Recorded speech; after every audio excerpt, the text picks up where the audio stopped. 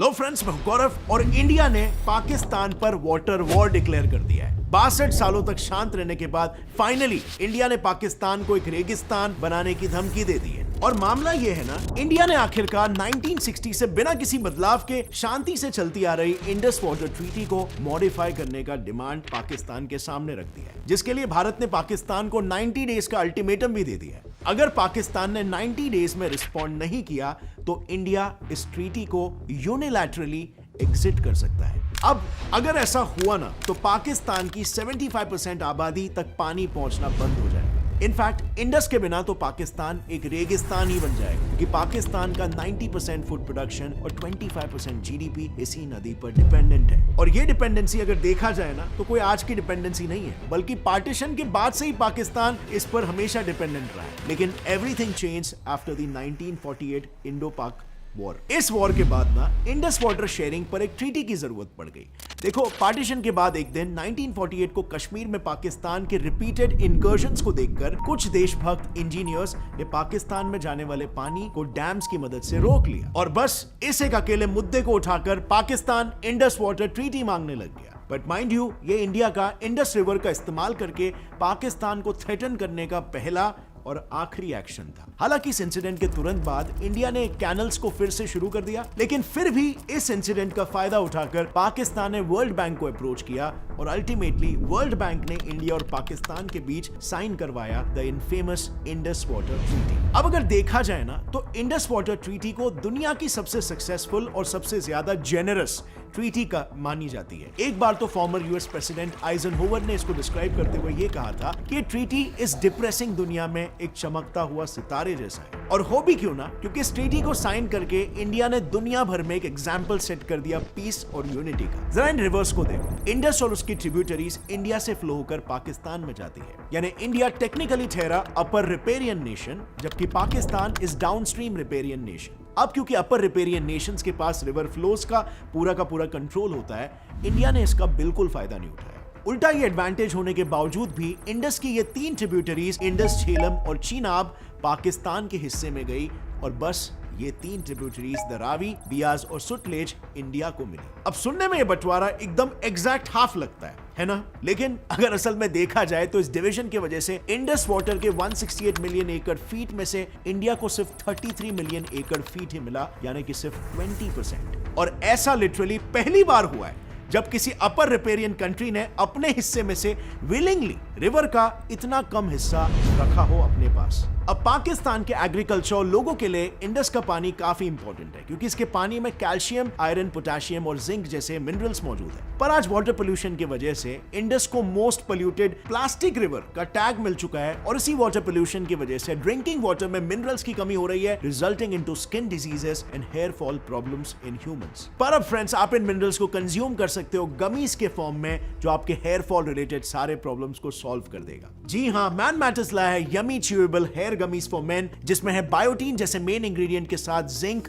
और मल्टीविटामिन्स जैसे vitamin A, सी और ई। और इससे आपकी हेयर फॉल और हेयर थिनिंग की प्रॉब्लम तो सॉल्व हो ही जाएगी, पर साथ ही साथ आपके बाल और घने और मजबूत भी होंगे। बेस्ट रिजल्ट के लिए डेली एक गमी खाओ और 2 से 3 महीनों तक आपको इसका रिजल्ट दिख जाएगा। ये गमीज 100% शुगर फ्री होने के साथ साथ जेलेटिन फ्री भी है और वीगन है, जिसके कोई साइड इफेक्ट्स नहीं है। तो आज ही ये च्यूएबल गमीज ऑर्डर कीजिए, वीडियो के नीचे दिया है लिंक। और साथ ही में ये मत भूलो, मैन मैटर्स देता है आपको फ्री ऑनलाइन डॉक्टर कंसल्टेशन भी रिगार्डिंग एनी मेन प्रॉब्लम जैसे acne, hair loss, skin problems and even sexual problems. तो free online doctor consultation book करने के लिए भी click on the link in the description.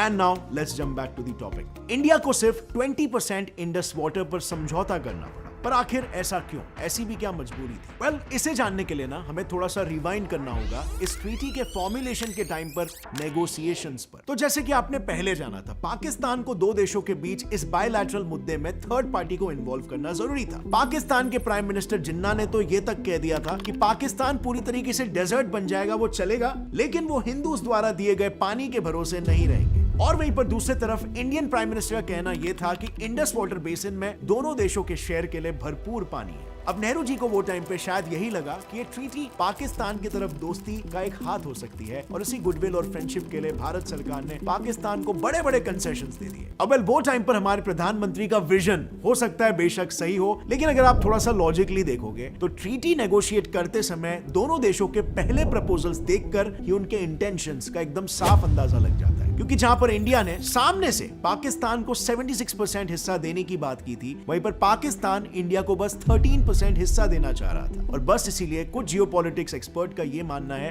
कि इन इंडियन डिमांड से world bank को झट से यह समझ में आ गया कि इंडिया एक सॉफ्ट टारगेट है, उसका एक सॉफ्ट साइड है और इस सॉफ्ट साइड को एक्सप्लॉइट किया जा सकता है। और बस फिर वर्ल्ड बैंक ने खुद को पाकिस्तान का एक सेल्फ प्रोक्लेम्ड लॉयर बनाकर यह प्रपोज किया कि इंडस रिवर का 80% पानी पाकिस्तान को दिया जाए और 20% सिर्फ इंडिया को मिले। And to no one surprise, Indian side ने भी इस हाईली पार्शियल प्लान को थम्स अप कर दिया और इसीलिए इतिहास में इस इंसिडेंट को नेहरूज 6th ब्लंडर भी कहा जाता है। अब डेफिनेटली इस डिसीजन के लिए नेहरू जी को काफी क्रिटिसिज्म भी फेस करना पड़ा, सो मच सो कि लोकसभा में नेहरू जी को अपने डिफेंस में यह कहना पड़ा कि हमने सिर्फ एक सेटलमेंट ही नहीं बल्कि दोनों देशों के बीच पीस खरीदा है। लेकिन इस स्टेटमेंट का कोई फायदा नहीं हुआ क्योंकि खुद कांग्रेस के एमपीज ने भी इसका जमकर विरोध किया। कई एमपीज ने ब्लंटली ये कह दिया कि नेहरू जी की वजह से वो बहुत ही लेट डाउन फील कर रहे हैं और एमपी अशोक गुहा ने तो ये ब्लंटली कहा कि पाकिस्तान को खुश करने के लिए इंडिया ने अपने ही इंटरेस्ट की कुर्बानी दे दी है। वाह भाई वाह। और अंत में अगर देखा जाए तो हुआ भी ये, नेहरू जी का ये गुडविल जेस्चर बिल्कुल सांप को दूध पिलाने के बराबर साबित हुआ, क्योंकि आज ट्रीटी के साइन होने के 62 इयर्स बाद भी पाकिस्तान ने इंडिया पर 3 वॉर्स और अनगिनत आतंकी हमले करवाए। लेकिन हियर्स द शॉकिंग पार्ट, आज तक इंडिया ये सब होने के बावजूद भी इस ट्रीटी से पीछे नहीं हटा। अगर इंडिया चाहता तो इंडस रिवर को पाकिस्तान के अगेंस्ट एक स्ट्रेटेजिक टूल की तरह यूज कर सकता था। इनफैक्ट ये टूल इतना डेडली होता कि इस पर एक इंपॉर्टेंट अमेरिकन अटॉर्नी डेविड लिलियनथाल, जो खुद इंडस वाटर ट्रीटी में क्लोजली इन्वॉल्व थे, उन्होंने ये कहा था कि पाकिस्तान आर्मी बॉम्ब्स और वेपन से अपने दुश्मन को उतना डिस्ट्रॉय नहीं कर सकती जितना इंडिया पाकिस्तान को कर सकता है इंडस वाटर को परमानेंटली शट ऑफ करके। बट इंडिया ने इसका एडवांटेज कभी नहीं लिया। आज भी ये ट्रीटी अकेला इंडिया ही चला रहा है, वो भी इससे लॉस होने के बावजूद। और वहीं पर दुनिया भर में पिक्चर कुछ और ही चल रही है। I mean, एशिया का एग्जाम्पल ले लो, यहाँ पर 57 ट्रांसनेशनल रिवर्स है, यानी ऐसी रिवर्स जो 2 या उससे ज्यादा कंट्रीज में बहती है। लेकिन इन रिवर्स के शेयरिंग पर आज तक कोई ट्रीटी या कोई वाटर शेयरिंग एग्रीमेंट